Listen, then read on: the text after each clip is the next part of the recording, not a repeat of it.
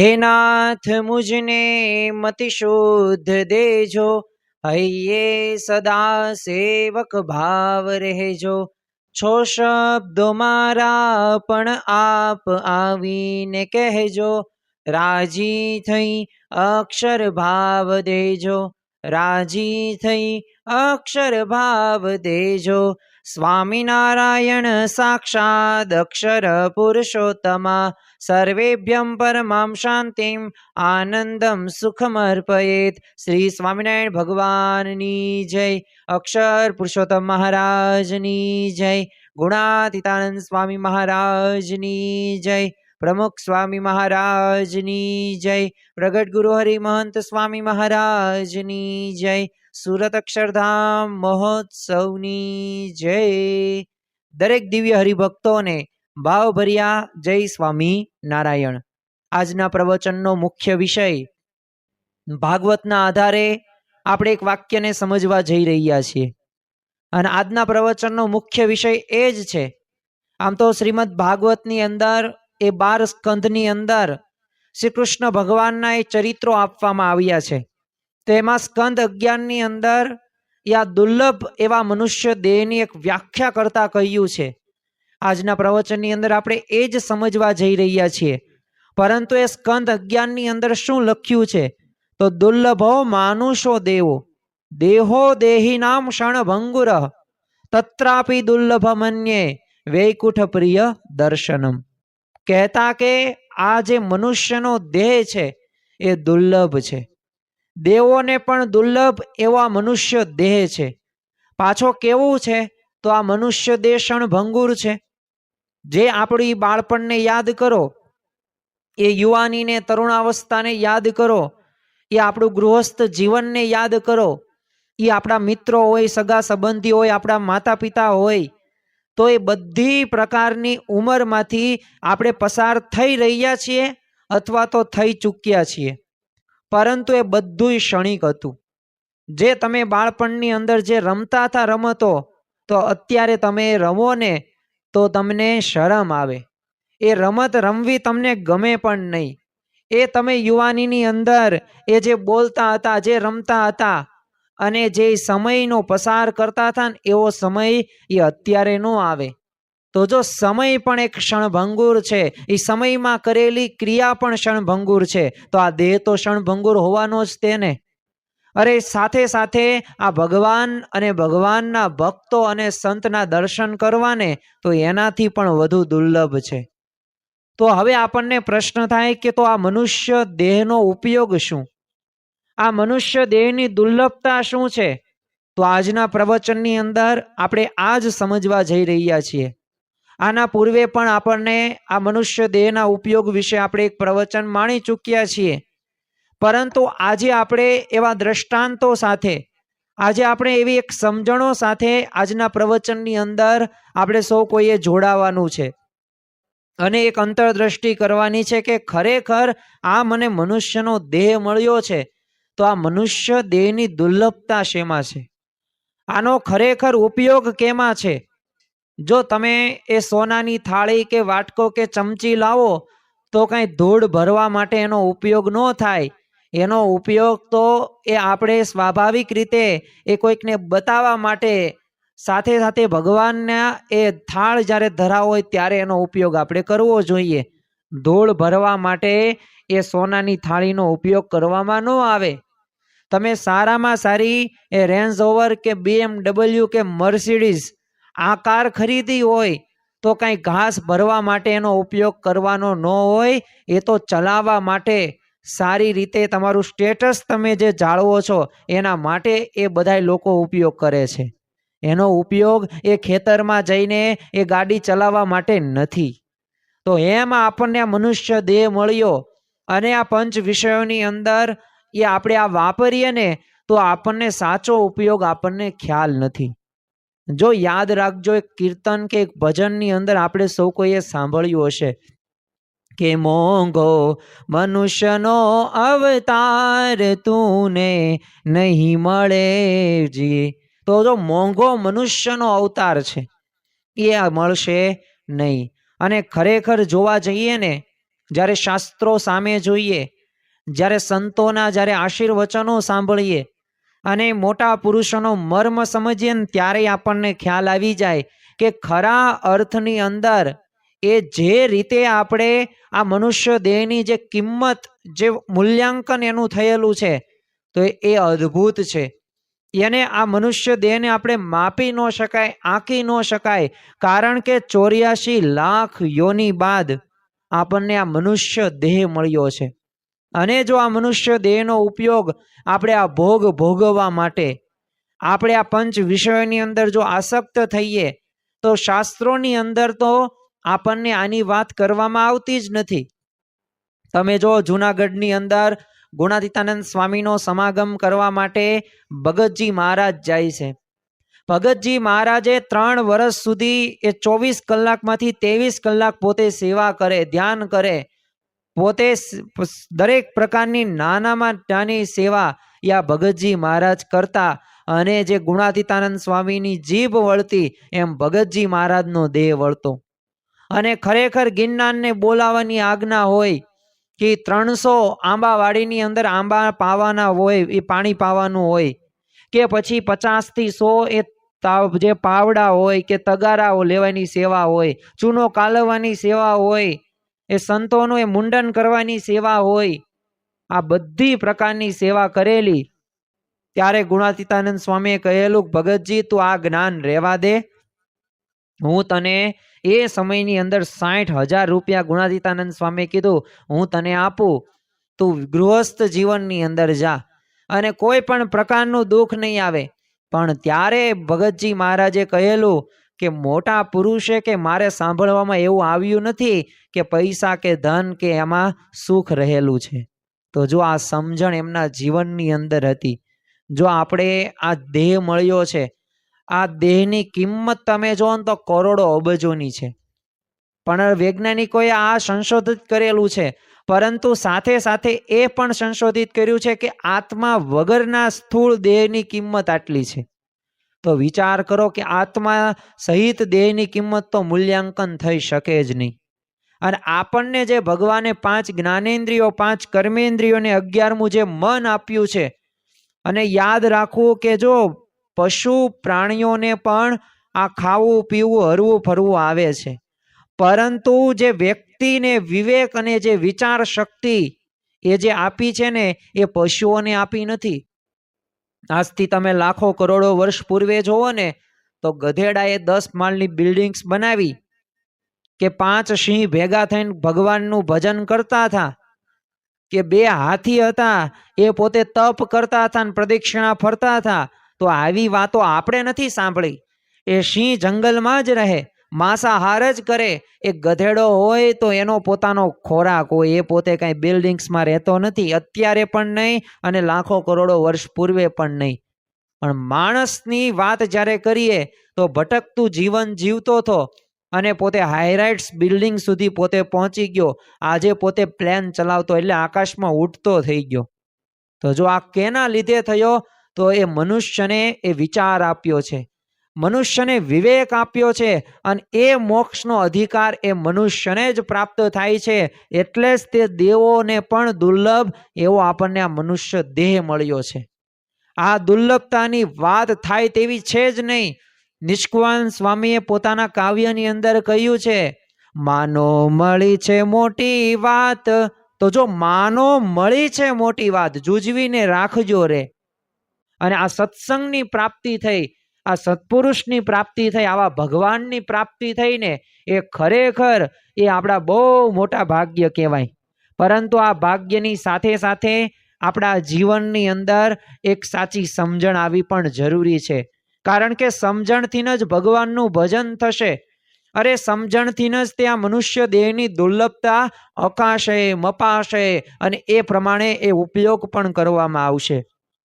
એટલે આપણા જીવનની અંદર આ દુર્લભતા સમજવી જરૂરી છે.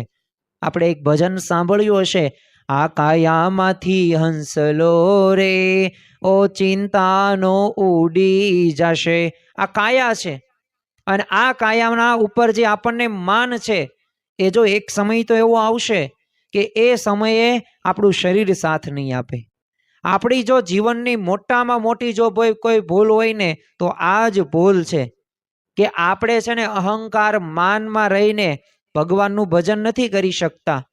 મારે આ મેળવવું છે, મારે અહીંયા સુધી પહોંચવું છે. જો દરેકે લક્ષ્ય રાખવું જરૂરી છે, પણ આપણું જો મુખ્ય લક્ષ્ય હોય ને તો મોક્ષનું મુખ્ય લક્ષ્ય છે. આપણને જે મનુષ્યનો દેહ મળ્યો છે તો એમાં ભગવાનની પ્રાપ્તિ થાય ને એ મુખ્ય વાત છે, મુખ્ય સિદ્ધાંતની વાત છે. એટલે આ સિદ્ધાંતની વાતને આપણે યાદ રાખવાની છે. શું આપણે ભૂલ કરવી છીએ? આપણે બધી પ્રકારની જવાબદારીઓ નિભાવીએ છીએ, પરંતુ સાચી જવાબદારી એ મોક્ષ માટેનું, એ અક્ષરધામમાં જવા માટેનું, એ જે આપણે ધર્મ જ્ઞાન ભક્તિ અને વૈરાગ્ય સહિત ભગવાનનું ભજન કરવાનું છે, તો એ આપણે શું કરી શકીએ છીએ? જો પ્રાણી પણ ખાય છે, પ્રાણી પણ પોતે સૂવે છે, અરે પ્રાણીઓ પશુ પક્ષીઓ પણ મૈથુન કરે છે અને પ્રજનન કરે છે, અને એના દ્વારા એ પોતે પ્રજાતિઓ એના સંતાનોને જન્મ આપે છે. મનુષ્ય પણ આ જ કરે છે.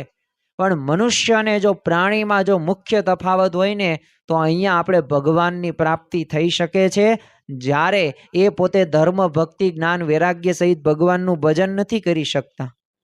એટલે આ આપણી મોટામાં મોટી દુર્લભતા છે. અને આ દુર્લભતાને જે કોઈ સમજી ગયા ને એ પોતાના જીવનની અંદર પોતે એ આગળ વધી શક્યા છે. દરેક વ્યક્તિને જીવનની અંદર આગળ વધવું છે. દરેકને મોટા મોટા સપના જોવા છે. સપના સાકાર કરવા માટે રાત દિવસ આપણે પ્રયત્ન પણ કરતા હોઈએ છીએ, પણ ખરા અર્થની અંદર એ જ પ્રયત્ન રહ્યો ને એ ખરેખર કાયમ આવતો નથી. ક્ષણભંગુર દેહ છે, કાયમથી ક્યારે આ આત્મા વહી જશે ને કોઈની કિંમત નથી. મારું મૃત્યુ થાય ને, મેં ભલે ગમે એટલી જવાબદારી નિભાવી હોય, સારામાં સારી, માતા પિતા હોય કે ભાઈ બહેન હોય કે ધર્મ પત્ની હોય કે સંતાનો હોય, પરંતુ મારા દેહને 2 દિવસ પણ મારા ઘરમાં નહીં રાખવામાં આવે. તરત મુક્તિધામ સુધી આપણને પહોંચાડવામાં આવશે. એ આપણે કંઈ બોલી નહીં શકીએ. ભગવાનનું ભજન કોણ કરશે? જીવતા કરશે. જીવતા હશે તે કરશે, રામ બોલો ભાઈ રામ. પણ એ પણ કેવું? ક્ષણભંગુર કરશે, ઘડીક પૂરતું જ કરશે, પછી ત્યાં ખંખેરીને ઊભા થઈ જશે.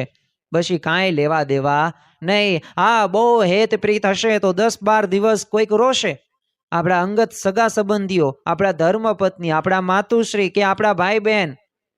પછી શું? પછી તો કોઈ સાથે નથી આવવાનું. એટલે આ મનુષ્ય દેહનો સાચો ઉપયોગની વાત આ સત્શાસ્ત્રો કહે છે. અને એટલે આજના દિવસે આપણે આ જ સમજવાનું છે. આ બધી વાતો જો આજના દિવસે મારે તમને આ મનુષ્ય દેહની દુર્લભતા વિશેની વાતો કરવી છે, પરંતુ એક વિષય સાથે આપણે જોડાવાનું નથી. ઘણા બધા વિષયોની આજે આપણે એમાં જ તે વાતો કરશું અને એક સાચી સમજણ સુધી પહોંચવાનો પ્રયત્ન કરીશું. અને ખરા અર્થની અંદર એ આપણા જીવનની અંદર આપણને આ મનુષ્ય દેહ મળ્યો છે, તો આ મનુષ્ય દેહનો સાચો ઉપયોગ શું છે એ છેલ્લે આપણે નિષ્કર્ષ ઉપર આવશું, તારણ ઉપર આવશું. ગુણાતીતાનંદ સ્વામીએ બીજા પ્રકરણની 19મી વાતની અંદર કંઈક કીધું છે. એ આપણે શ્રવણ કરીએ એટલે સમજી શકીએ કે ખરેખર આ મનુષ્ય દેહનું સાચું ફળ શું છે. તો ગુણાતીતાનંદ સ્વામીએ પોતાની વાતોની અંદર કીધું છે કે આ મેળિયું મળીને સારું સારું ખાવા મળે છે, માન મળે છે ઇત્યાદિક મનુષ્ય દેહનું ફળ નહીં, તે તો વિમુખને પણ મળે છે. માટે મનુષ્ય દેહનું ફળ તો સારાનો સંગને સ્વભાવ ટળે એટલું જ છે. જો અહીંયા ગુણાતીતાનંદ સ્વામીએ સ્પષ્ટ 3-4 વાતો કરી છે. પ્રથમ તો જેમાં આપણે ગરકાવ થઈ ગયા છીએ, જેમાં આપણે આસક્ત થઈ ગયા છે એની વાત કરી કે સારી સારી મેળ્યું, સારું સારું ખાવાનું, સારી સારી જગ્યાએ ફરવા જવાનું, સારા એવા ભોગ ભોગવવાનું. તો આ એનું કંઈ ફળ નથી. એ તો વિમુખને પણ મળે. સત્સંગી નો હોય, આધ્યાત્મિક માર્ગે આગળ નો વધેલ હોય તો એને પણ આ બધું મળે છે. પરંતુ આ મનુષ્ય દેહનું સાચું ફળ શું? તો જો એનું ફળ સારાનો સંગ અને સ્વભાવ ટળે એટલું જ છે. પ્રશ્ન આપણને એ થાય કે સ્વભાવ કેમ ટાળવા? હવે આપણે ભજન ભક્તિ તો કરીએ છીએ, તો એમાં થોડાક સ્વભાવ હોય તો ચાલે. તો જો વચનામૃતની અંદર શ્રીજી મહારાજે કહ્યું છે કે જે મારો કહેવાયનો એને મારે તલ માત્ર પણ કસર રહેવા દેવી નથી. તો આપણામાં રહેલા કામ ક્રોધાદિક લોભ ને એ બધા સ્વભાવો રહ્યા ને, આ સ્વભાવોને આ મોટા પુરુષ અને ભગવાન દૂર કરશે જ તે. અને એના માટે જ તે આપણને કસણીમાં પણ લેશે, એ ઘડતર પણ આપણું કરશે. પણ જે ટકી ગયા ને એ ફાવી ગયા, પણ જે છટકી ગયા તો એને અફસોસ સિવાય કંઈ મળવાનું નથી.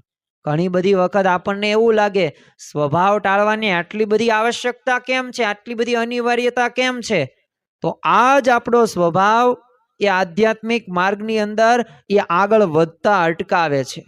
આમ ચોકડી જ મરાવે છે. અરે મંદિરે ગયા, સભામાં બેઠા, માન આવ્યું ને તો સભામાં કથા વાર્તાના શબ્દો એ આપણા મનની અંદર, હૃદયની અંદર નથી આવતા, બસ સાંભળવા માટે સંભળાય છે. બેસવા માટે સભા આપણે બેહીએ છીએ. નિયમ સચવાઈ ગયો ને, પૂરું થઈ ગયું, હાજરી પુરાઈ ગઈ, કામ પૂરું, નિયમ સચવાઈ ગયો. પણ ખરા અર્થની અંદર તો આપણામાં રહેલા કામ ક્રોધાદિક જે સ્વભાવો છે ને, આને દૂર કરવા માટે આ સત્સંગની પ્રાપ્તિ થઈ છે ને, એમાં આપણે જોડાવાનું છે. ખરા અર્થની અંદર એ રીતે કરશું ને તો આ સ્વભાવોને આપણે દૂર કરી શકીશું. બાકી આ દુર્લભો માનુષો દેહો એ બસ ખાલી કહેવા ખાતર જ કહેવાશે. ખરા અર્થની અંદર આ બધા વાક્યો કે શબ્દોની અસર આપણા જીવનની અંદર થવી જોઈએ. તમે જો સંત તુલસીદાસ જુઓ તો એની ધર્મપત્ની હતી રત્નાવલી. તો આ રત્નાવલી ઉપર એટલો બધો અપાર હેત પ્રેમ હતો. તો એમને પોતે એક વખત પોતે માયકા એટલે કે ત્યાં જાય છે પિયર ને ત્યાં. હવે પિયરમાં પોતે રહે છે 2-3 દિવસ, પણ આ સંત તુલસીદાસ, હવે પોતે તુલસીદાસ હતા, સંત નહોતા બન્યા. તો એને વિચાર આવ્યો અને પોતે રહી ન શક્યા એને મળ્યા વગર, એટલે પોતે નદી પોતે ઓળંગે છે. હવે નદીમાં ઓળંગવા માટે કંઈક જોવે તો કરીને સાધન.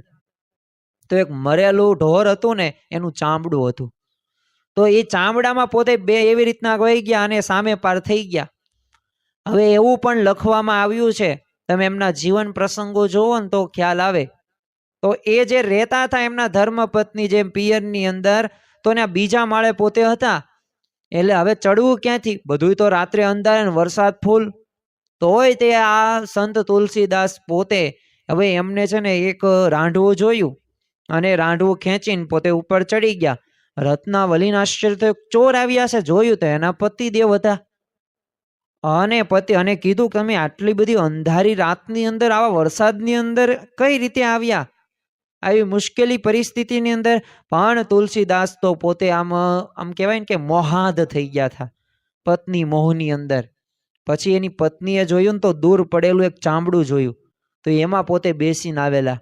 પછી એ ચડવા માટે તો પોતે એરું હતો, અજગર જેવું, સાપ જેવું હતું. તો એ રાંઢવું જાણીને, દોવડું સમજીને પોતે ચડી ગયા. કેટલો એને મોહ વ્યાપ્ત થઈ ગયો છે. અને ત્યારે રત્નાવલીએ શબ્દો કહ્યા કે તું મારામાં આટલી બધી પ્રીતિ રાખે છે, આની કરતા તું ભગવાનમાં જો પ્રીતિ રાખ ને તો તારો બેડો પાર થઈ જાય. અને જો શબ્દો લાગી ગયા અને આપણને ખ્યાલ છે કે સંત તુલસીદાસ થયા, હનુમાનજીના દર્શન એમને થયા, હનુમાનજી એમની એ મદદ કરી અને સાથે સાથે રામ ભગવાનના પણ દર્શન આ સંત તુલસીદાસને થઈ ગયા. અને જો રામચરિત માનસ આપણને ભેટમાં મળી તો જો આ એમને સમજાઈ ગયું. આવા શબ્દો આપણને લાગવા પડે. ઘણી બધી વખત આપણે સભાની અંદર જઈએ અને આવા પ્રવચનો સાંભળીએ ને ત્યારે ઘડીક આપણને ગમે, પણ ખરા અર્થની અંદર, સાચા અર્થની અંદર આપણા જીવનની અંદર જેમ બને ને એમ વધુમાં વધુ આવવું પડે આપણા જીવનમાં. અને જ્યારે આવવાની શરૂઆત થશે ને ત્યારે આપણે એવી સ્થિતિ સુધી પહોંચી શકીશું. બાકી તો જો હું બોલનારા બોલે, સાંભળનારા સાંભળે, પછી એમાં કોઈ સુધારો થાય નહીં. પણ આપણા સૌ કોઈના જીવનની અંદર આ બધા શબ્દો રહ્યા ને એ ચરિતાર્થ થવા જોઈએ. અને જો સંત ભગવાનનો આપણને યોગ થયો ને એ આપણું મોટું ભાગ્ય જ કહેવાય અને એ આપણા દુર્લભમાં દુર્લભ ગણી શકાય. કારણ કે તમે વિચાર કરો, 800 કરોડની વસ્તી છે, એમાંય આ સત્સંગ કેટલાને પ્રાપ્ત થયો? અને સત્સંગ મળ્યા પછી આ મોટા પુરુષને કેટલા ઓળખી શક્યા, આ ભગવાનને કેટલા ઓળખી શક્યા? તો એક મોટો એ પ્રશ્ન છે. પણ આપણને આ સત્સંગ મળ્યો, આપણને આવા મોટા પુરુષ મળ્યા અને આપણને આવા ભગવાન મળ્યા, તો હવે તો બસ આપણે ભાગ્યશાળી છીએ. અને કેટલા મોટા ભાગ્યશાળી મહંત સ્વામી મહારાજ કહે છે કે હિમાલય જેવી પ્રાપ્તિ થઈ છે, અને આપણા પ્રશ્નો કેવા છે? ધૂળના એ ઢેફા જેવા. તો આ વાતની અંદર એ જ ગુણાતીતાનંદ સ્વામી કહે છે કે આ મનુષ્ય દેહનું ફળ આ લૌકિક માન મોટપ કે પંચ વિષયોની અંદર આસક્ત થવું એ નહીં, પણ સારાનો સંગ થઈને આપણામાં રહેલા સ્વભાવો દૂર થાય ને એ આ મનુષ્ય દેહનું સાચું ફળ છે. હવે આપણે થોડુંક આગળ વધુ વિશેષ આ મુદ્દાને સમજવાનો થોડોક પ્રયત્ન કરીએ. આજના પ્રવચનનો મુખ્ય ઉદ્દેશ એ જ છે કે આપણા જીવનમાં રહેલું જે અજ્ઞાન છે ને એ અજ્ઞાન રૂપી અંધકારને આપણે દૂર કરીને એ પ્રકાશના અંજવાળા કરવાના છે. એ પ્રકાશનો એ દીવો પ્રગટાવવાનો છે આપણા એ અંતર મનની અંદર, એ આપણા અંતર આત્માની અંદર, જેથી આપણે આ મનુષ્ય દેહનો સાચો ઉપયોગ થઈ શકે. તમે જો પ્રથમ જ તે મારે તમને વાત કરવી છે કે આપણે આ ઘણી બધી વખત સાંભળ્યું છે કે મનુષ્ય દેહની દુર્લભતા છે, મનુષ્ય દેહ મળવો એ દુર્લભ છે, મોટા મોટાને પણ મનુષ્ય દેહ મળતો નથી. પણ બધુંય ખબર છે, મેં તમને કિંમત પણ કીધી, પણ છતાં પણ આ મનુષ્ય દેહની આપણને કિંમત છે? આટલો દુર્લભ દેહ મળ્યો છે, રાત દિવસ એક કરીને આપણે શું કરવાનું? શું પૈસા કમાવાના છે? આવડત માટે મહેનત કરવાની છે? કંઈક કળા મેળવવા માટે રાત દિવસ પ્રયત્નો કરવાના છે? નહીં. આ મનુષ્ય દેહની દુર્લભતા તેમાં જ છે કે આપણે ભગવાન અને સંતને ઓળખીને ભગવાનનું ભજન કરીએ, અખંડ ભગવાનનું ભજન કરીએ, રાત દિવસ ખાતા પીતા હરતા ફરતા સ્વામિનારાયણ સ્વામિનારાયણ. એ આ ભગવાનનું ભજન કરીએ ને એ આ મનુષ્ય દેહની દુર્લભતા છે. જો જીવનનો કંઈક ધ્યેય છે, બધાને પોતપોતાના ધ્યેય અલગ અલગ હશે. તમે કોઈક બાળકને પૂછો ને તો એ પોતે શું કે મારે ડોક્ટર બનવું, મારે એન્જિનિયર બનવું, મારે ચાર્ટર્ડ એકાઉન્ટન્ટ બનવું, મારે વકીલ બનવું છે, અને મારે આઈપીએસ આઈએફએસ બનવું છે. આ બધાના પોતપોતાના એક સપના હોય છે. પણ કોઈ પણ બાળક કે કોઈ પણ યુવાન કે યુવતી કે કોઈ પણ ગૃહસ્થ કે કોઈક મોટા ઉંમરના કોઈક વૃદ્ધ, એ મહિલા હોય કે પુરુષ હોય, એને તમે એવું સાંભળેલું કે મારે ભગવાનના ભક્ત થવું છે, મારે ભગવાનનું ભજન હવે રાત દિવસ કરવું છે, હવે મારી ઉંમર 55 વર્ષની થઈ ને તો હવે તો મારે ભગવાનમય જ થઈ જવું છે, મારો જીવન રહ્યું ને આખું ભગવત પરાયણ કરી નાખવું છે? આવું તમે સાંભળ્યું ક્યારે? અરે બાળક પાસેથી પણ સાંભળવા મળતું નથી, અને ગૃહસ્થ પાસે પણ આ સાંભળવા મળતું નથી. તો આ દેહ કરીને એ ભગવાનની પ્રાપ્તિ કરવી ને એ જ સાચો ધ્યેય છે, અને દરેક શાસ્ત્રનો સાર આ જ છે. ભગવાનની પ્રાપ્તિ. નરસિંહ મહેતા તમે જો ભગવાનની પ્રાપ્તિ કરવા માટે પોતે રાત દિવસ ભગવાનનું ભજન કરતા હતા. સંસારના દુઃખો કેટલા આવ્યા છે. એ શામળશાનો વિવાહ હોય, કુંવરબાઈનું મામેરું હોય, કે પોતાના ધર્મ પત્નીએ મૃત્યુ પામે, ભાંગી જંજાળ સુખેથી ભજશું ગોપાળ. અરે પત્નીને પોતે જંજાળ માને છે, પણ એમનો ભાવ શું છે કે ભગવાનનું ભજન શાંતિથી કરીશું. તમે મેવાડના તમે જુઓ કે એ જે હતા, જે સ્વાભાવિક રીતે એમના જીવનની અંદર કેવા પ્રશ્નો આવ્યા હતા. એ મીરાબાઈએ એ રાણાજીએ ઝેરનો પ્યાલો મોકલ્યો હતો, પણ અમૃત જાણીને પી ગયા. એમને એ ભગવાન સાથે એ કૃષ્ણ ભક્તિમાં એટલા બધા લીન હતા, ત્યારે પોતે ભગવાનને પામી શક્યા. સમઢિયાળાના તે તમે જુઓ કે પાનબાઈ ને ગંગા સતી. હવે આ ગંગા સતીને પાનબાઈ, એક સાસુ અને પુત્ર વધુ કોને કહેવાય? આમ તો અત્યારના સમયની અંદર એ સાસુ અને વહુ વચ્ચેના એ જે સંબંધો રહ્યા ને એ આપણે જાણીએ છીએ, અને આપણા ઘરની અંદર પણ આપણે અનુભવતા હશું. પરંતુ એક સાસુ પોતાની પુત્ર વધુને શું કહે છે કે વીજળીના ચમકારે મોતીડા પરોવી લો પાનબાઈ. એ પાનબાઈ ને ગંગા સતી એ બંને વચ્ચેનો એ જે દિવ્ય ને આધ્યાત્મિક જે સંવાદ છે, તો એ ભગવાનની પ્રાપ્તિ માટેનો જ સંવાદ હતો ને. તમે જો શબરીબાઈ, તમે જો કે એમના જીવનની અંદર શું ધ્યેય હતો, શું માન મોટપ મળે? માતંગ ઋષિએ કીધું કે ભગવાન અહીંયા આવશે જ, તે જા વરદાન આપ્યું. ગુરુના વચનમાં વિશ્વાસ રાખીને રાત દિવસ પોતે ભગવાનનું ભજન કરે છે. દરરોજ સવારે બ્રાહ્મ્ય મુહૂર્તમાં જાગી જાય અને આખો આશ્રમ શણગાર દે. જો રામ ને લક્ષ્મણ ને આવું પડ્યું ને સીતા માતાને પણ આવવું પડ્યું. શા માટે? આ હેઠા બોર જમ્યા છે. એ ભગવાન પ્રત્યેનો વિશ્વાસ તો હતો ને. એ તમે જુઓ કે જલારામ બાપા કે જેમની પરીક્ષા લેવા માટે ભગવાન પોતે આવે છે અને એ ગેડીઓ પણ એમના મૂકીને વહી જાય, કારણ કે એ જલા બાપાએ એ પોતાના જીવનની અંદર એ ભગવાનનો ભક્તિ કરવા માટે, ભગવાનને રાજી કરવા માટે એમને એ સદાવ્રત ચાલુ રાખેલું અને દરેક સંતો ભક્તોની પોતે સેવા કરતા. એ તમે જુઓ કે કોઈ પણ સંતો ભક્તો કે જીવનની અંદર એ ભગવાનને મેળવવા માટે એમને ધ્યેય નક્કી કરેલો છે અને આ ધ્યેય નક્કી હોય ને તો ભગવાનની પ્રાપ્તિ થાય જ. તે તમે ધ્રુવ જુઓ તો એ પોતે પરમ પદને પામ્યો, પણ એનું કારણ શું હતું? એ ભગવાન પ્રત્યેનો વિશ્વાસ, એટલે ભગવાનની ભક્તિ કરી શક્યા. એ તમે જો પ્રહલાદ, જે હવે થોડાક જ સમય પછી એ હોળી અને ધૂળેટી આવે છે, ઘણા બધા મારવાના પ્રયત્ન કર્યા, પરંતુ પ્રહલાદને ભગવાન ઉપર વિશ્વાસ હતો. નામ સ્મરણ મૂકતા નથી ને ભગવાને જો રક્ષા કરી. એમ જીવનનો ધ્યેય એ ભગવાનને મેળવવાનો છે. ભગવાન એમના નહીં મળે. પ્રહલાદે 10,000 વર્ષ સુધી એ વિષ્ણુ ભગવાન સાથે યુદ્ધ કર્યું, છેલ્લે હારી જાય છે, નાસીપાસ થઈ જાય છે, મારું યુદ્ધ નથી કરવું. ત્યારે વિષ્ણુ ભગવાને કીધું કે એમ યુદ્ધ કરીને જીતાય એમ નથી.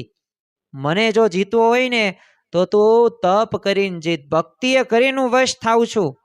6 માસ તપ કર્યું, ભગવાનની પ્રસન્નતા એમને પ્રાપ્ત કરી.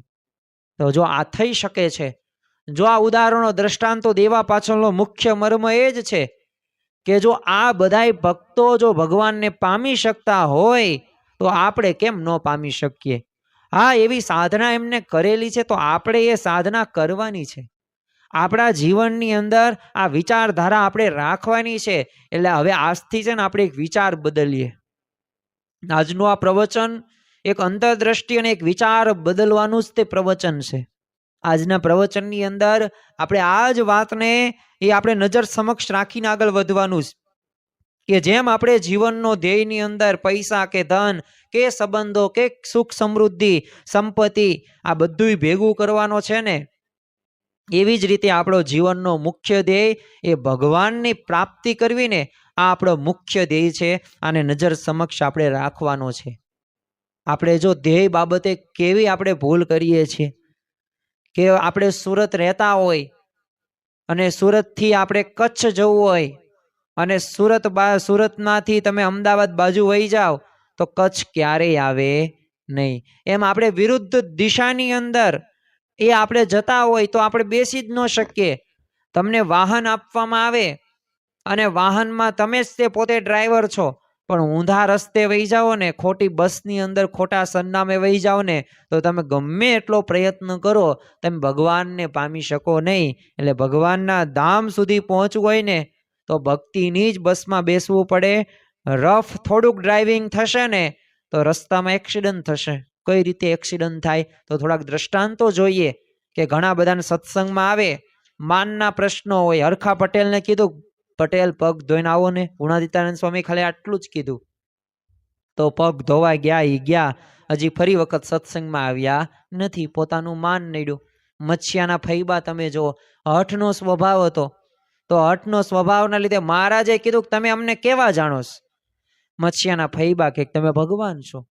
30-32 વખત ત્યાં આવેલા મહારાજ. તો હવે કીધું કે તો અમારી એક વાત માનશો? મત્સ્યાના ફૈબા કે માનીશ, પણ મારી શરત છે કે તમે છે ને ઓલું સમાધાનની વાત ન કરતા. મારે પુત્ર વધુ સાથે બોલવા નથી થતું. બીજી તમારે જે કેવું એ કરો. ત્યારે શ્રીજી મહારાજ કે બસ એ જ અમારે કેવું છે. એક ના, એ મહારાજ નહીં બને, ના પાડી દીધી. મહારાજ કે અમે વહી જઈશું. જમવાનું તૈયાર હતું, બધા બેઠા હતા સંતો ભક્તો પરમહંસો, પણ તોય મત્સ્યાના ફૈબાએ હઠનો સ્વભાવ ન મૂક્યો તો ન જ મૂક્યો. અને તમે પણ જુઓ, ઇતિહાસ સાક્ષી છે કે મહારાજ ત્યાંથી વહી જાય છે. તો જો આ હઠના સ્વભાવના લીધે એક્સિડન્ટ થયું ને, એમ ભક્તિની બસમાં બેઠા છીએ અને જો રફ ડ્રાઇવિંગ કર્યું, સારી રીતે ધ્યાન ન રાખ્યું અને જો આ સ્વભાવો આપણે રાખ્યા, એટલે ગુણાતીતાનંદ સ્વામી કહે છે કે આ સત્સંગ મળ્યો, મોટા પુરુષનો સંગ કરીને સ્વભાવ ટળે ને એ જ સાચો મનુષ્ય દેહનું ફળ છે. અને જેને જેને સ્વભાવ મૂક્યા છે ને એને ભગવાનની પ્રાપ્તિ એને થઈ ચૂકી છે. એટલે આપણા જીવનની અંદર આ વાતને આપણે ધ્યાનમાં રાખવું જોઈએ. બીજું એક આપણને એક વાત આ તકે મારે તમને કેવી છે, તો આ જીવન જીવવાની આપણને સાચી રીત કોણ શીખવાડશે? રીત વગર તો ક્યારેય કોઈ ક્ષેત્રની અંદર કોઈ વ્યક્તિ આગળ વધી શકતા નથી. તો રીત આપણને શીખવાડશે સંતો, મંદિર અને શાસ્ત્ર, જે હિન્દુ ધર્મના 3 મુખ્ય આધાર સ્તંભ છે. આમ તો તમે બજારની અંદર કોઈક વસ્તુ તમે લેવા જાઓ ને એટલે ઇન્સ્ટ્રક્શન મેન્યુઅલ આવે કે હું મેન્યુઅલ એટલે શું કે આ હાઉ ટુ યુઝ, તમે આનો કઈ રીતે ઉપયોગ કરી શકશો. દાખલા તરીકે આ મારી પાસે ફોન છે, તો આ ફોન મેં જ્યારે ખરીદ્યો હોય ને તો એ પૂર્વે એક મેન્યુઅલ આવ્યું હોય અને મેન્યુઅલ મેં લખ્યું હોય કે આની અંદર કયા કયા ફીચર્સ છે, આમાં કઈ કઈ એપ્લિકેશનો તમે ઇન્સ્ટોલ કરી શકો, એન્ડ્રોઈડ વર્ઝન કેટલું છે, કેટલી જીબી સ્ટોરેજ છે, કેટલો પોતે મેગાપિક્સલ કેમેરો છે અને કેટલી સ્મૂથલી ચાલશે, રેમ કેટલી છે, રોમ કેટલી છે. તો આ બધી પ્રકારની માહિતી આની અંદર આવે, એને ઇન્સ્ટ્રક્શન મેન્યુઅલ કહેવાય. તો જો એક સામાન્ય કોઈક 10 કે 20 30 રૂપિયાની વસ્તુ લેવી હોય તો એમાં જો ઇન્સ્ટ્રક્શન મેન્યુઅલ આવતી હોય તો આ મોંઘો મનુષ્ય દેહ છે તો એની સાથે મેન્યુઅલ નહીં આવતી હોય? શું આ મનુષ્ય દેહનો કઈ રીતે ઉપયોગ કરવો? જો દેહ છે, દેહમાં રોગ આવશે, પણ છતાં પણ એ રોગ હોવા છતાં પણ આ મનુષ્ય દેહનો ઉપયોગ થઈ શકે. પણ એ આપણને સાચી રીત કોણ શીખવાડશે? આપણે તો જીવનની અંદર સાચી રીત પ્રમાણે ધંધો વ્યવસાય નોકરી કરતા હોઈએ છીએ, એમાં આપણને રીતની કોઈ કેક ન કે આપણે શીખી જઈએ. કેમ? પૈસા મળે છે ને, લાભ મળે છે ને.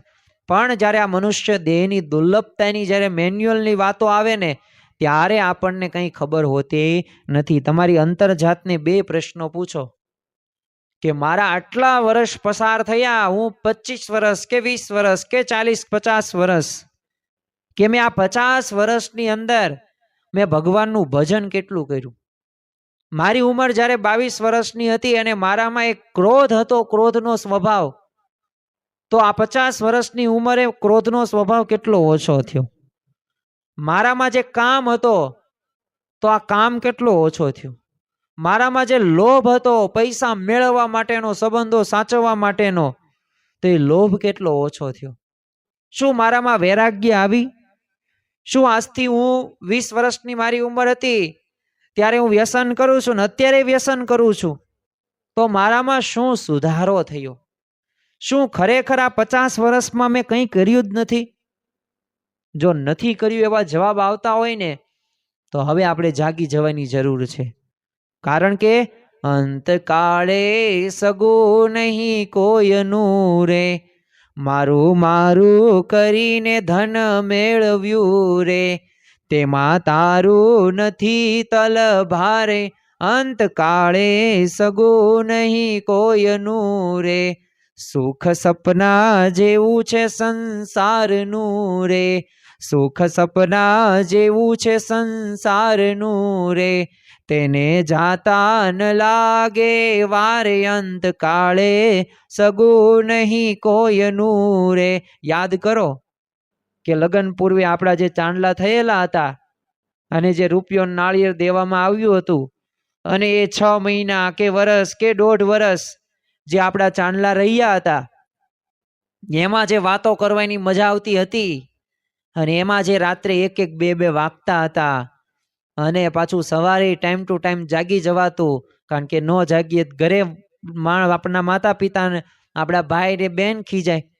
ઈ 2 વગાડતા હતા ને તોય સવારે સમયસર 7:30-8 વાગ્યે આપણે ધંધો વ્યવસાયિક નોકરી કરતા હોય એમાં જતા હોઈએ, જતા હતા.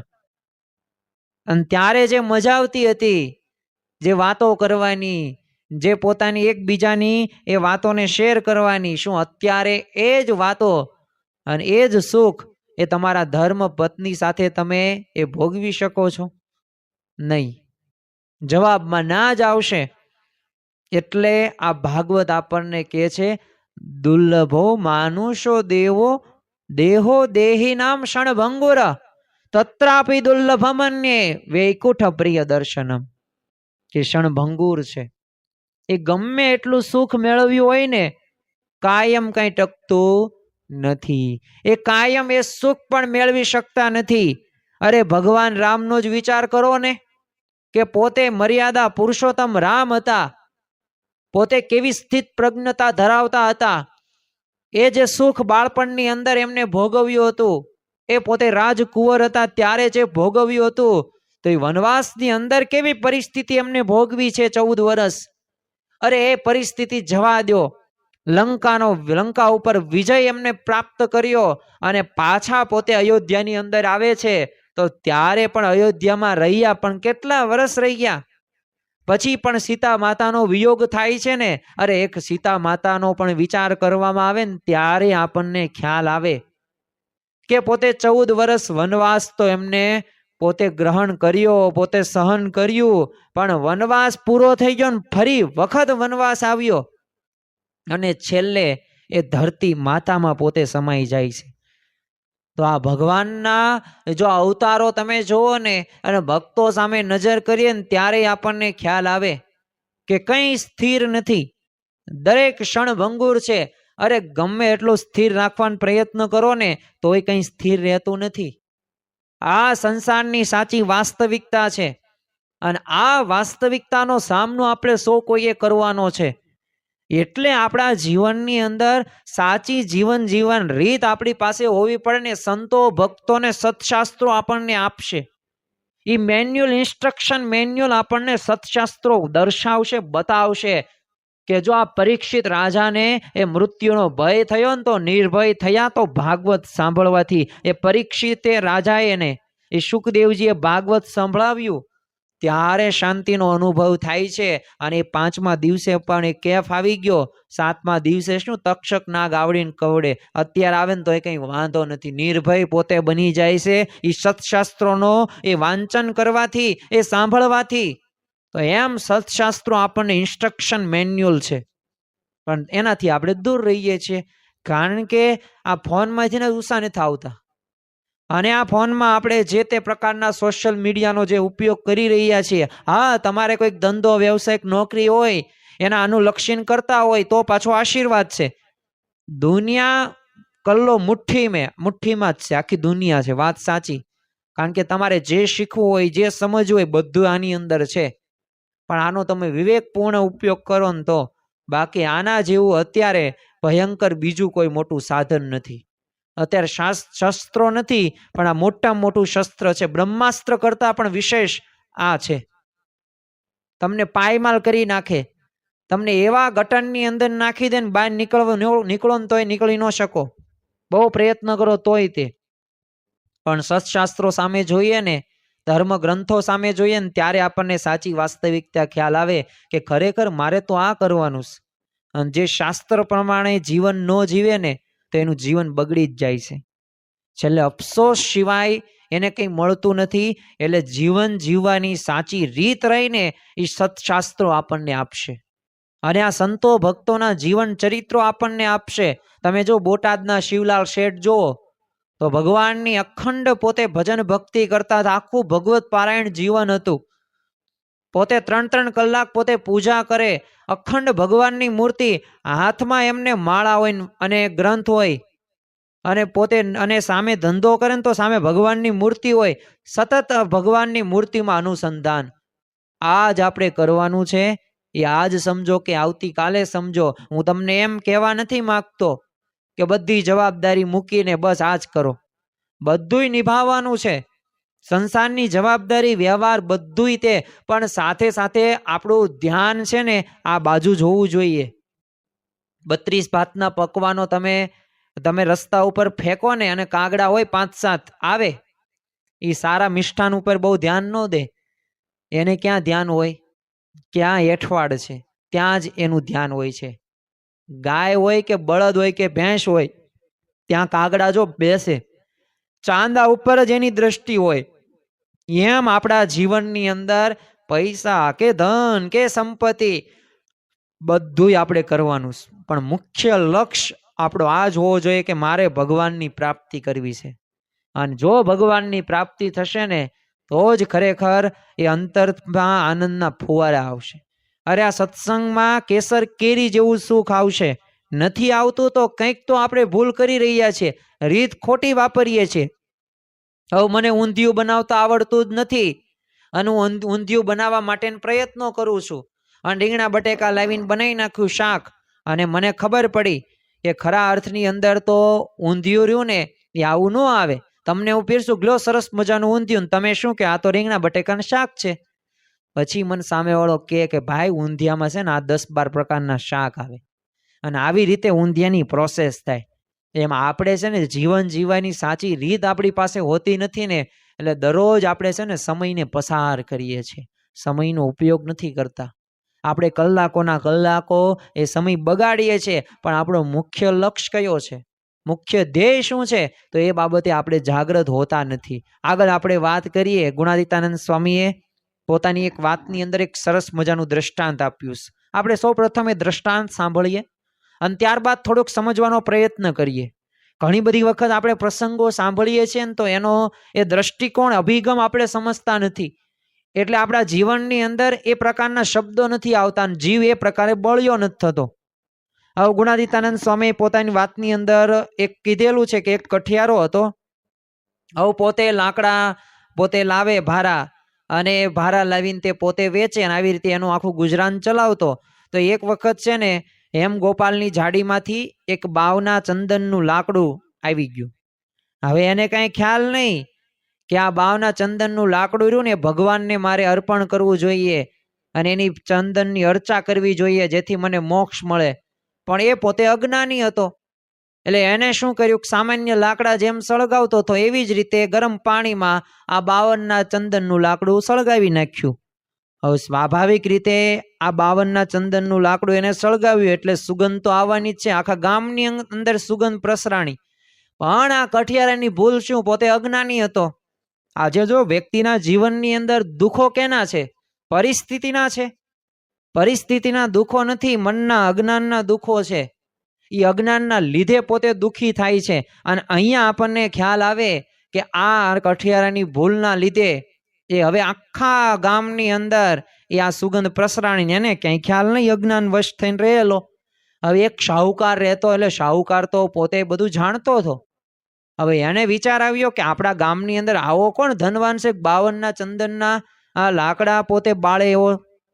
અને પોતે તપાસ કરતા કરતા ખબર પડી અને કઠિયારાને ત્યાં આવે છે. હવે લાકડું છે ને અડધું બાકી હતું, એટલે તરત લાકડું ખેંચી લે છે અને ઓલવી નાખે છે. અને તરત તે આ શાહુકાર ઘરે જઈને એ ભગવાનને એ અર્પણ કરે છે. અને એ સાચો ઉપયોગ શું કરે છે, એ ચંદનનું લાકડું હતું ને એ ઘસે છે, એમાંથી ચંદન બનાવે છે, લેપ કરે છે. અને એ ચંદન ઘસીને ભગવાનમાં એ સ્વાભાવિક રીતે કપાળની અંદર અર્ચના કરી અને ભગવાન પ્રસન્ન થયા અને છેલ્લે એને વૈકુંઠ ધામ પ્રાપ્ત થયું. તો જો આ દ્રષ્ટાંત, આ સિદ્ધાંતની વાત શું છે, આ ગુણાતીતાનંદ સ્વામીએ વાત કરી. તો એમ હેમ ગોપાલને ઠેકાણે છે ને આ ભરતખંડ છે. આ ભરતખંડની અંદર આપણને મનુષ્ય દેહ મળ્યો ને બહુ મોટી વાત કહેવાય. આ વેસ્ટ ઇન્ડિઝની અંદર કે સાઉથ આફ્રિકાની અંદર આપણો જન્મ થયો હોય તો શું થાત? આવા ભગવાનને આવા સંતની પ્રાપ્તિ ન થાય. પણ ભરતખંડની અંદર, જંબુ દ્વીપની અંદર એ આપણો જન્મ થયો ને, એમાંય ગુજરાતની અંદર જન્મ થયો ને, તો એ તો બહુ મોટી દુર્લભતા કહેવાય. પરંતુ આ દુર્લભતા વચ્ચે એ આ હેમ ગોપાલના ઠેકાણે કેવું છે, આ બધું ભરતખંડ છે. અને બાવના ચંદનના ઠેકાણે કોણ છે? મનુષ્ય દેહ છે. આ બાવનું ચંદન છે. અને એ ખબર વિના જો આપણે સ્ત્રી હોય, દ્રવ્ય હોય, દીકરા હોય, દીકરી હોય, કે લોક હોય કે ભોગ હોય, એ વિશે આ મનુષ્ય દેહને આપણે બાળી નાખીએ, ઘસી નાખીએ, તો ભગવાનનું ધામ આપણને મળે નહીં. તો આપણે આ કઠિયારા જેવી ભૂલ કરી કહેવાય. એટલે ખરા અર્થની અંદર સાચો આપણે ઉપયોગ આ મનુષ્ય દેહનો કેમાં કરવાનો છે? તો ભગવાનની ભક્તિ કરવામાં કરવાનો છે. તો આપણે ભગવાનની એ ભક્તિ કરીને આપણે ધામમાં જઈ શકીશું. જો આ દેહનો ઉપયોગ એ આપણે કીર્તન કરીએ, માળા કરીએ, વ્રત કરીએ, તપ કરીએ, ઉપવાસ કરીએ, બને એટલું વધુમાં વધુ ભગવાનની ભજન ભક્તિ કરીએ ને, તો આ સાચો ઉપયોગ છે. ને આ સાચા ઉપયોગથી જ તે એ ભગવાનનું ધામ આપણને પ્રાપ્ત થશે. આ તકે મારે તમને એવા 2-3 ઉદાહરણો પણ દેવા છે કે જેથી આપણને ખ્યાલ આવે. ઇતિહાસ આપણને કંઈક શીખવે છે, ઇતિહાસ આપણને કંઈક અંતરદ્રષ્ટિ કરાવે છે. ઇતિહાસ આપણને કહે છે કે જો આ ભૂલો ન કરતા, પ્રથમ જ તે મારે તમને વાત કરવી છે રાવણની. હવે પોતે રાવણ એટલે કોણ? તો રાવણ એટલે જેને વેદો ઉપર ભાષ્ય લખેલું હતું. પોતે એ સ્વાભાવિક રીતે બધી પ્રકારની સુખ સમૃદ્ધિ એની પાસે હતી અને સોનાની લંકા એની પાસે હતું. પણ તમે વિચાર કરો કે અધૂરા સંકલ્પો જ એના રહી ગયા. એ હતી હીરે જડી ભીતો, છતાં રાવણ સદા મોતથી બીતો. આવી તો આપણી જીવનમાં આટલી તો આપણી સમૃદ્ધિ નથી ને. હતી હીરે જડી ભીતો, એ ભીત ઉપર હીરાનું આખી જડતર હતું, તોય તે રાવણ પોતાના મૃત્યુથી ડરતો હતો. અરે સ્વર્ગની સીડી બનાવવી હતી, સમુદ્ર મીઠો કરવો હતો. એ રાવણના સંકલ્પો હતા કે મારે છે ને સ્વર્ગ સુધી પહોંચવા માટેની છે ને સીડી બનાવીશ. અધૂરો સંકલ્પ રહી ગયો. એ જે સમુદ્ર ખારો હતો ને તેને મીઠો કરવાનો એનો સંકલ્પ હતો. અરે મહાસમર્થ હોવા છતાં સંકલ્પો અધૂરા રહી ગયા. એ મહાસમર્થ હતો પણ છતાં પણ જો એના સંકલ્પો અધૂરા રહી જાય છે. અને આગળ એ લખ્યું તું સામર્થ્ય માટે કહેવાતું કે નવગ્રહ જેણે ઢોલિયા રે બાંધ્યા, વાયુ વાસીદા કરતા રે. નવગ્રહ જેણે ઢોલિયા રે બાંધ્યા, વાયુ વાસીદા કરતા રે. અરે તમે જુઓ તો ખરો કે વિચાર કરો કે આ બધાય દેવો હતા, એની સેવાની અંદર પોતે તત્પર હતા. પણ છતાં પણ જો આ રાવણને મોક્ષ નથી મળતો, એ રાવણને ભગવાનનું એ પરમ પદ નથી, ભગવાનને ઓળખી ન શક્યો. અરે કેટલા બધાય સમજાવવા માટે જાય છે. ભગવાન રામે કીધું, અરે તમે હનુમાનજીએ કહ્યું, અંગતે છેલ્લે કહી દીધું પણ નથી માનતો. અરે એનો ભાઈ કુંભકર્ણ હતો, વિભીષણ હતો, કેટલું સમજાવ્યું પણ રાવણ પોતે નો માન્યો તો નો જ માન્યો. અને જો એનું પતન થયું. ભલે ગમે એટલા મુખ હતા પણ યાદ રાખો કે ભગવાન સામે તમે કંઈ પણ સામર્થ્ય તમારામાં નથી, કંઈ શક્તિ તમારામાં હશે ને તો એ બધી જીર્ણ થઈ જશે. એટલે જો આપણને યાદ રાખવું, આપણા જીવનમાં ભૂલ ન થાય. એનો સ્વભાવ કેવો, 73,000 પટરાણીઓ હતા પણ છતાં જો સીતા માતાનું રૂપ જોઈને અપહરણ કર્યું અને અંતે મૃત્યુ જ થયું. કારણ શું? તો એક સ્વભાવ, કામનો સ્વભાવ ન મૂકી શક્યો. બીજું મારે તમને વાત કરવી છે દુર્યોધન.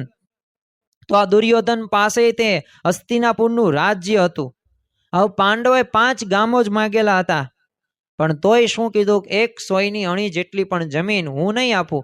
અરે શ્રી કૃષ્ણ ભગવાન પોતે વિષ્ટિકાર તરીકે જાય છે પણ નથી માનતો. અને છેલ્લે જો એનું શું થયું, પતન જ થયું ને એની સાથે એના ભાઈઓ હતા ને એ બધાયનું પણ કૌરવોનું મૃત્યુ થાય છે. સ્વભાવ કયો હતો? લોભનો સ્વભાવ. તો આવા સ્વભાવોના લીધે આપણે ભગવાનને પામી શકતા નથી. એટલે યાદ રાખજો, એ હઠનો સ્વભાવ હોય, કામનો સ્વભાવ હોય, ક્રોધનો સ્વભાવ હોય, લોભનો સ્વભાવ હોય, આ એકે એક સ્વભાવ રહ્યા ને આ સ્વભાવને આપણે ટાળવાના છે. અને એ ટાળશું ને ત્યારે જ ભગવાનનું એ ભક્તિ કરી શકીશું ને ભગવાનના ભજનની અંદર બરકત આવશે. એટલે જ તે સદગુરુ નિષ્કાન સ્વામી કહે છે, કામ ક્રોધ લોભનું જ્યાં લગી મૂળ ન જાયજી, સંગ પ્રસંગે તે ઉપજે ઇન્દ્રિય વિષયાકારજી, ત્યાગ ન ટકે રે. એ જ્યાં સુધી સ્વભાવ હશે ને ત્યાં સુધી એ ભગવાનનું ભજન પણ સારી રીતે આપણે નહીં કરી શકીએ. જ્યાં સુધી આપણામાં સ્વભાવ હશે ને ત્યાં સુધી ભગવાનના ભજનની અંદર પણ એ અંતરમાંથી આનંદ કે સુખનો કે અનુભવ નથી થવાનો. એટલે યાદ રાખજો કે આપણા જીવનની અંદર એ આ ગમે એટલું આપણે મેળવશું પણ જો સ્વભાવ નહીં ટાળીએ ને ત્યાં સુધી સુખ નથી આવવાનું, નથી આવવાનું, નથી જ આવવાનું. અને જો એટલે જ તે આપણને જો બ્રહ્માનંદ સ્વામી પણ કહે છે, સંત સમાગમ કીજીએ હો નિષદિન, સંત સમાગમ કીજીએ. અને 50 વર્ષનું કામ એ અડધી ઘડી એટલે 12 થી 15 મિનિટની અંદર કરવું હોય ને તો એ લખ્યું છે, સાધુ સંગત આધી ઘડી સુમિરન વર્ષ 50, વર્ષો વર્ષે એક ઘડી રેટ ફીરે 12 માસ. તો જો આ એક થોડાક સમયની અંદર પણ એ તમારા જીવનું કલ્યાણ કરવું હોય ને તો આ સંત સમાગમથી શક્ય છે. અને જેને જેને પણ સંત સમાગમ કર્યો છે ને એના જીવનની અંદર લાભ થયા છે. ગુણાતીતાનંદ સ્વામી પોતાની વાતોની અંદર કીધું છે કે બીજા ઠેકાણે જેટલું કામ એક કલ્પમાં થાય છે ને એટલું કામ અહીંયા એક દિવસની અંદર થાય છે. આપણે કંઈ નવરા નથી બેઠા. એ 184 જમપુરી એ બધાયમાં આપણે લીટા તાણીએ છીએ. તો ખરેખર આવા ભગવાનની આવા સંતની પ્રાપ્તિ થઈ છે. એ તુલસીદાસ પણ પોતે કહે છે, એક ઘડી આધી ઘડી તાકી પુની આદ, તુલસી સંગત સંત કી કટે કોટી અપરાધ. એ સંતના શરણની અંદર સંતનો મન કર્મ વચને જો સમાગમ કરવામાં આવે તો આપણામાં પણ એવી સ્થિરતા આવે છે. એટલે જ તે મુક્તાનંદ સ્વામીએ પણ કીધું છે કે જીરે સંત સમાગમથી ટળે આશા તૃષ્ણા રે, ઈર્ષા અભિમાન મોહ મત્સર મમતા બળે. તો જો આ ખરેખર આપણા જીવનની અંદર આ સમાગમથી થાય છે. અને ઘણા બધા એવા ઉદાહરણો પણ આપણી નજર સમક્ષ આપણે રાખવા જોઈએ, જેથી આપણને ખ્યાલ આવે. જુનાગઢની અંદર જ તે ગુણાતીતાનંદ સ્વામી બિરાજમાન હતા. હવે જુનાગઢની અંદર એક નાગર બ્રાહ્મણ હતા. હવે પોતે બહુ રસાસ્વાદ, અને એટલે જ તે જો શ્રીજી મહારાજે કીધું છે કે સર્વેન્દ્રિયાણી જીતાણી રસના વિશેષ જીતાયો. એટલે કે રસના ઇન્દ્રિય એ સ્વાદ ઇન્દ્રિયને વિશેષ કરીને જીતવી, પણ આને કાંઈ જીતેલી એટલી બધી નહીં. એટલે ગમે ત્યારે જમવા બેસે ને ત્યારે એના ધર્મપત્ની માતુશ્રી પોતાનો જીવ અદ્ધર થઈ જાય, ગમે ઘા કરે, ગમે તે બોલે. એક વખત ગુણાતીતાનંદ સ્વામીનો સમાગમ કરવા માટે આવે છે, સભામાં બેઠા, વાતો પૂરી થઈ, બપોરનો સમય થયો. હવે આમને વિચાર શું આવ્યો કે આટલા બધા જુનાગઢ મંદિરના મોટા મહંત છે, એટલે સારું સારું જમતા હશે, ચાલો જોઈ આવીએ. તે જોવા ગયા, તે જોયું, હવે દૂરથી જોતા હતા બારીમાંથી. હવે સ્વાભાવિક રીતે ગુણાતીતાનંદ સ્વામીનો ખોરાક શું હતો? બાજરાનો રોટલો, એક દિવસ જૂનો, છાશ, મીઠું.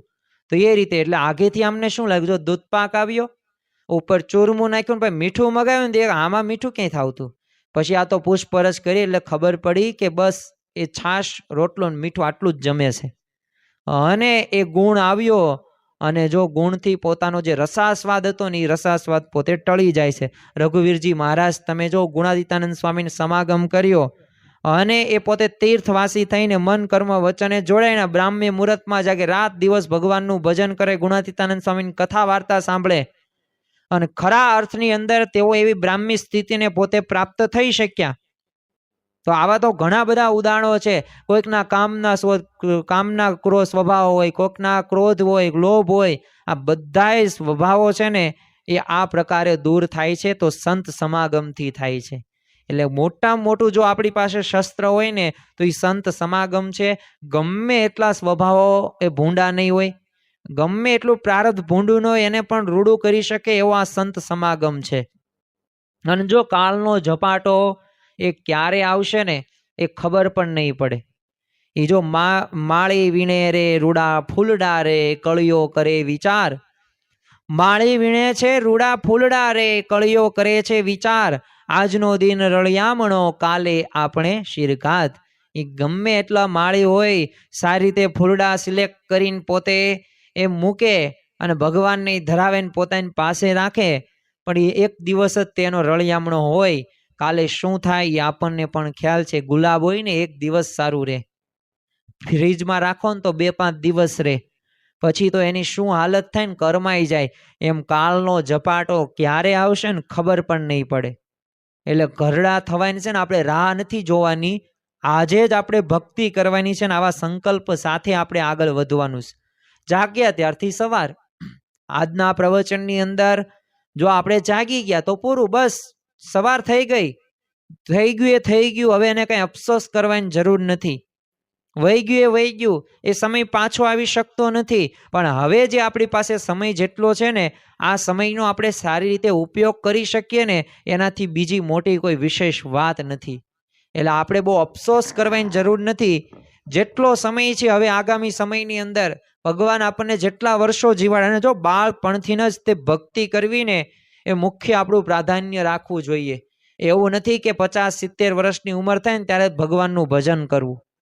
ક્યારે શું થશે ને કાલનો ઝપાટો આવશે ને આપણે ઉડી જશું ને ખબર પણ નહીં પડે. અને એટલે જ તે જો એક તમે જે આપણે 1982 જે એની અંદર જે હર્ષદ મહેતા સ્કેમનું એક સરસ મજાનું ભજન છે કે મત કર કાયા કો અભિમાન, કારણ કે કાયા ગાર સે કાચી, ઝોકા પવન સે લગ જાય, એ તરત ધૂળ હો જાસી. એટલે ખરેખર આ કાળ ક્યારે આવશે, ક્યારે ધૂળ થઈ જશે ને શરીરનું ખબર પણ નહીં પડે. એ આપણે જ્યારે પણ સમજ્યા ને એ જ આપણો પ્રથમ દિવસ એમ માનીને આપણે આગળ વધવાનું છે. એટલે આપણે હવે રાહ નથી જોવાની, કારણ કે પછી એક સમય એવો પણ આવશે કે ભગવાનના દર્શન કરવા છે ને તો આંખો ભગવાન એટલી બધી સારી નહીં રહેવા દે. એ ભગવાનની કથા વાર્તા સાંભળવી છે તો એ કથા વાર્તા સાંભળવા માટે આ કાનમાં સંભળાવવું તો પડે ને. તો એક સમય આવશે તો કાનમાં સાંભળી પણ નહીં શકીએ. અરે ચાલવું હશે ને મંદિરે દર્શન કરવા જવું હશે ને તો પગ ના ચલાશે પણ નહીં, વાના દુખાવા થઈ જશે, હાથ પગ પણ વ્યવસ્થિત નહીં ચાલે. એમ આપણા જીવનની અંદર જાગ્યા ત્યારથી સવાર, આજ જાગી ગયા, બસ આજ આપણો પ્રથમ દિવસ, એમ માનીને ભગવાનનું ભજન કરવું અને એનાથી જ આપણે એવી સ્થિતિ સુધી પહોંચી શકીશું. અને જો સોનાના થાળમાં એ કાંઈ ભીખ ન માગવાની હોય. હવે પ્રસંગ એવો બન્યો કે એક રાજાએ છે ને ભિક્ષુક ઉપર એ બહુ તે કૃપા દ્રષ્ટિ કરી. દરરોજ ભીખ માગે, આમથી આમ રખડે. એક વખત બોલાવ્યો, કેટલી કલાક તું મહેનત કરેશ? એણે કહ્યું કે હું છે ને આમ 10-12 કલાક મહેનત કરું. રાજા કે કેટલા મળે? એ કે માન 40-50 રૂપિયા મળે. એ ઘરનું ગુજરાન ચાલે? ભિખારી કે ન્યા એટલા રૂપિયા ચાલતું નથી, પણ એક ટક ભૂખ્યા રહી જઈએ, ઉપવાસ કરી નાખીએ. બહુ રાજાને દયા આવી અને એને ભેટની અંદર પૈસા ન આપ્યા, પરંતુ એક સોનાનો થાળ એટલે સોનાની થાળી આપી અને કીધું કે લ્યો તારું દારિદ્ર્ય અહીંથી મટી જશે, હવે તારે ભીખ નહીં માગવી પડે. તે તોય આનો સ્વભાવ કેવો? તો પોતે સોનાની હવે તો થાળી લઈને ભીખ માગવા બેઠો. હવે આવી ભૂલ આપણે કરીએ છીએ કે આપણને આ મનુષ્ય દેહ આપ્યો એ સોનાનો થાળ જ આપ્યો છે ને, પણ આપણે આ જો પંચ વિષયની ભીખ માગીએ છીએ ભગવાન આગળ. જ્યારે મંદિરે જઈએ ત્યારે કહીએ ભગવાન મને આટલા રૂપિયા મળે. આપણે ભગવાન પાસે એવું નથી માગતા મને છે ને જરૂર પૂરતું તો આપજો, ભગવાનનું ભજન કરી શકું, સેવા કરી શકું, જવાબદારી નિભાવી શકું, એટલે બસ ઘણું ઘણું. પણ આપણે જો વધુ અપેક્ષા રાખીએ છીએ ને એ જ આપણું મોટામાં મોટું દુઃખ છે, એ જ આપણું મોટામાં મોટું અજ્ઞાન છે. અને કેટલું જોશો, કેટલું ખાશો, કેટલું પીશો, એનો પાર આવે એમ છે નહીં, નહીં, નહીં. કારણ કે આ બધાય તે વિષયોમાંથી ક્યારેય કોઈ દિવસ કોઈ જીવને તૃપ્તિ થઈ નથી, થવાની પણ નથી. કારણ કે ભગવાને એવી કળ ચડાવી છે ને કે કળ ઉતરે એમ છે જ નહીં. આપણે મેળામાં જઈએ, રમકડા તમે જોતા હશો કે અમુક છે ને આમ તાળીઓ આમ ખંજરી વગાડે, અમુક ઢોલકા વગાડે, અમુક આમ ડિસ્કો કરે. તો એ જ્યાં સુધી ચાવી તમે ભરાવો ને ત્યાં સુધી તે કરે, પછી તો સ્થિર થઈ જાય. પણ ભગવાને એવી કળ ચડાવી છે ને કે ક્યારેય આ પૂરું થાય એવું છે નહીં. એટલે આપણા જીવનની અંદર જો આ સોનાનો થાળ આપણને આપ્યો, આવા સોનાના થાળમાં આપણે પંચ વિષયો, આ સ્વભાવો, આ બધું રાખી આસક્ત થઈ જઈએ તો ભગવાનનું પરમ પદ આપણે પામી ન શકીએ. જે આપણે નક્કી કર્યું છે એ ત્યાં સુધી આપણે પહોંચી ન શકીએ. ઊંધા રસ્તે વહી જઈએ, અવળા રસ્તે વહી જઈએ અને પછી અફસોસ સિવાય કંઈ મળે નહીં, બીજો જન્મ લેવો પડે. અને એ જ વસ્તુ ભૂલો જો એ જન્મે કરીએ તો એ જ હાલત થાય. એટલે આપણે સંકલ્પ કરવાનો છે કે બસ ગમે તે થઈ જાય પણ મારે ભગવાનની પ્રાપ્તિ કરવી છે, ભગવાનનું ભજન કરવું છે, રાત દિવસ કરવું છે. તો આ દેહે કરીને ભગવાનને મેળવી લેવાને આજ મોટામાં મોટી એ આપણી સવાર છે અને આજ આપણી મોટામાં મોટી વાત છે. તો ખાસ આજના દિવસે આપણે મહારાજ સ્વામીના ચરણોમાં પ્રાર્થના કરીએ કે આ મનુષ્ય દેહની જે સાચી સાર્થકતા છે, જે આ પંચ વિષયોની અંદર જે અમે આસક્ત થયા છીએ, જે વાસનાની અંદર અમે ગરકાવ થયા છે, આ માયાના બંધનની અંદર એ અમે આવી ગયા છીએ, તો આ માયાના બંધનમાંથી અમને મુક્ત કરો. અમે બધી જવાબદારી નિભાવીએ પણ મુખ્ય અમારી જવાબદારી એ આ ભગવાનને સંતને રાજી કરવાની છે અને આ મનુષ્ય દેહથી એ પરમ પદને અમારે પામવાની જવાબદારી છે. તો એ જવાબદારી અમે સારી રીતે નિભાવીએ અને એક લક્ષ્ય અક્ષરધામ, એક નિશાન અક્ષરધામ, એક વિચાર અક્ષરધામ, એક અભિગમ એ અક્ષરધામ, આ વિચાર સાથે અભિગમ સાથે એ અમે આગળ વધી શકીએ એવી આજના દિવસે બળ, બુદ્ધિ અને શક્તિ આપજો. શ્રી સ્વામિનારાયણ ભગવાનની જય.